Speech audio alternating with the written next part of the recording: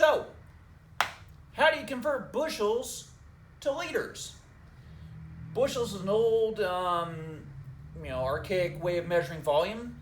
How do we translate to the modern way of measuring volume, which is liters? Well, first question you got to ask yourself is, where are you? Are you in the United States? Or are you in some other part, maybe of the old British Empire or someplace like that? Because it makes a difference, because there's actually two different types of bushels out there. There is imperial bushels. By the way, that can be BU or BSH.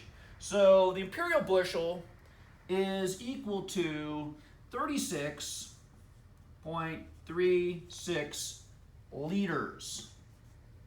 There's also a US bushel. We'll use the other one, abbreviation this time. Now, by the way, either of these works. I'm just using both of them. Now, a US bushel is slightly smaller. It is 35.24 liters. So if you're in Canada, you're probably going to be using the imperial bushel. If you're in the US, you're going to be using the slightly smaller US bushel. That's your biggest determination, is just where are you, what kind of bushels are you using. Now, once you do that, you just basically take your number of bushels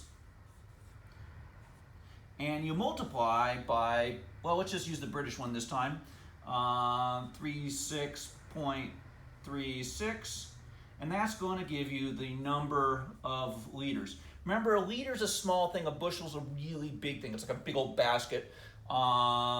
So you should end up with more liters than bushels. If you end up with a smaller number of liters than you had of bushels, you've done the whole thing backwards. Now, to go the other way is simply the number of liters. That's terrible looking, isn't it? Number of liters divided by 36.36, and that'll give you the number of bushels. That's just for British Empire. Again, for the US, you're going to need to use a 35.24. Or maybe you just might want to just stick with metric. It's so much easier. A liter's a liter no matter where you are. So I hope you've enjoyed this, and I hope this has been helpful, and have a nice day. Bye-bye.